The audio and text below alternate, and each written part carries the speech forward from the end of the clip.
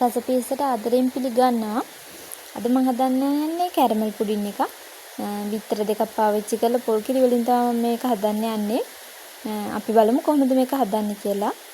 මම ඉස්සෙල්ලාම කැරමල් එක හදා ගන්න සීනි වලින් එකතු කර ගන්නවා. සීනි තේ හැඳි 5ක් විතර.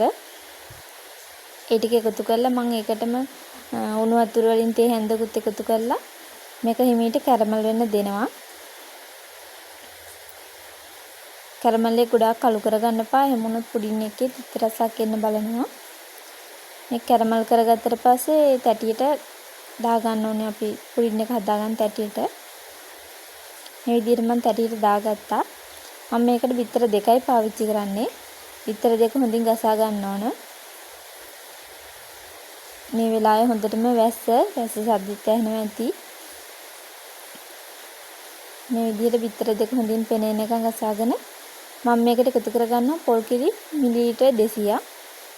ඔයාලට පිටි කිරි, පෙස්ට් මිල්ක් ඒවත් එකතු කරන්න පුළුවන්. මම එකතු කරගන්නේ උකු පොල් කිරි. ඒකට මම දැන් එකතු කරගන්නවා සීනි. සීනි වලින් මේස හැඳි 5ක් විතර මම එකතු කරනවා. සීනි ටික හොඳට දී වෙනකන් කවලම් කරගන්න ඕනේ. ඒකට මම ලුණු චුට්ටකුත් එකතු කරනවා. මේ ටික හොඳට කවලම් කරගන්නවා. සීනි ටික දී වෙනකම්ම. දැන් තියෙන්නේ මම මේ විදිහට කවලම් කරගෙන. දැන් මේ ටික මම පුඩින් එක හදාගන්න තැටියට පෙරා ගන්නවා මේ විදිහට. මේක වලට රයිස් කුකර් එකේ තඹ ගන්නත් පුළුවන්. මම නම් තඹ ගන්නේ හදන්නේ ලිපේ. මේ විදිහට මම වතුර ටිකක් දාලා මම උණු වතුරමයි දැම්මේ මේ. එතකොට ලේසි ටක් ගාලා හදා ගන්න පුළුවන් හින්දා වතුර උණු වෙන්නත් වෙලා යන්නේ මේ විදිහට මම තියාගෙන තඹ ගන්න. මට මේක තඹ ගන්න විනාඩි 50ක් වගේ ගියා.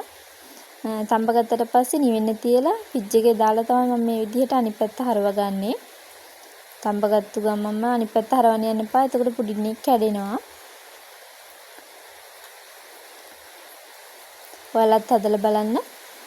හරි රසයි පොල් කිරි වලින් හැදුවා කියලා කිසි වෙනසක් නැහැ. මේ තියෙන්නේ මම මේ විදිහට හදාගත්ත පුඩින් එක.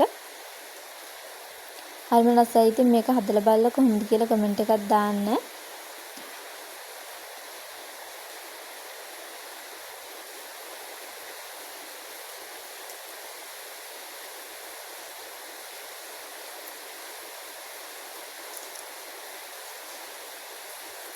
ඉතින් අපේ වීඩියෝ එකත් එක්ක රැඳී සිටියාට ගොඩක් ස්තුතියි.